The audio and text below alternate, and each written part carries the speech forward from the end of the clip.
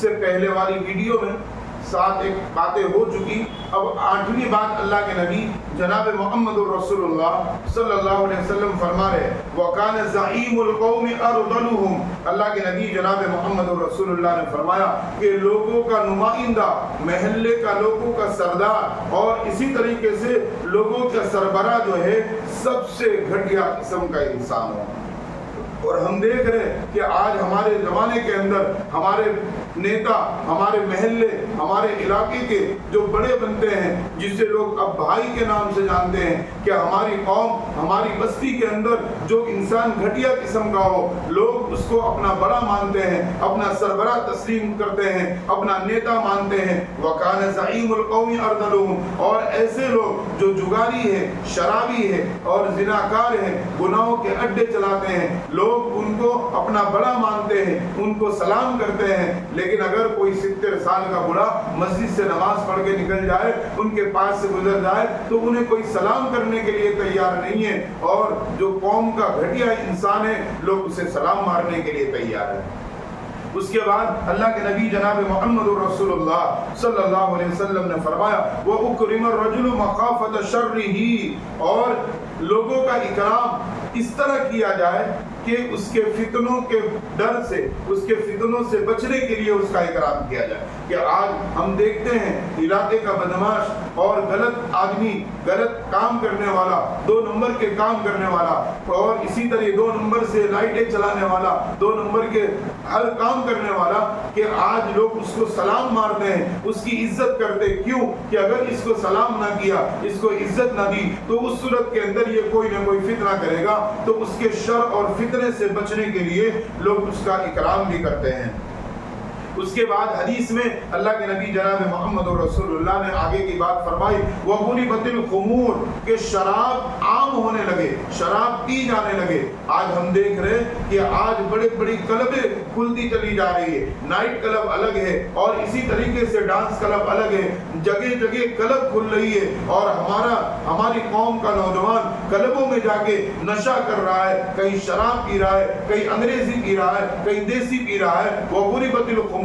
بلکہ اب تو نوجوانوں کے جو گروپ بن گئے بیٹھکوں کے، وہ لوگ ایک جگہ جمع ہو کر کے نشہ کے عادی ہو رہے ہیں اور نشہ کے شکار ہو رہے ہیں اور شراب بڑے مزے سے پی رہے ہیں. اس کے بعد اللہ کے نبی جناب محمد رسول اللہ صلی اللہ علیہ وسلم نے فرمایا وَلُبْسِ الْحَرِيرِ.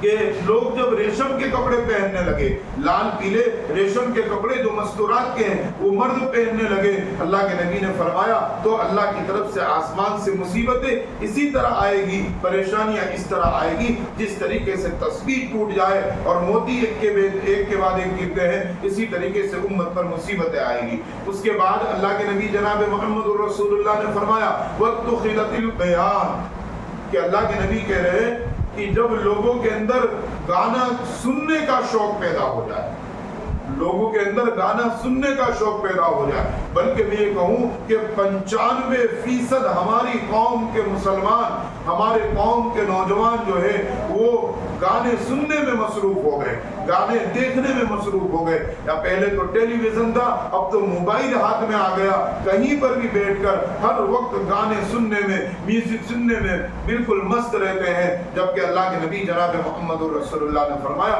کہ گانے سننے والوں کے کانوں کے اندر اللہ شیشے پگھلا کر کے کانوں میں ڈال دے گا. لیکن وَاتُّخِذَتِ الْبَيَانِ. آج کا نوجوان اتنے شوق سے، اتنے مزے سے، اتنے لذت کے ساتھ گانے سنتا ہے، کبھی اتنے شوق اور لذت سے اللہ کے گھر کی اذان نہیں سنتا ہے. وہ اللہ کے نبی نے فرمایا جب ایسا ماحول ہو جائے گا تو سمجھ لو تم پر مصیبتیں آئے گی، پریشانی آئے گی، ایک کے بعد ایک آئے گی.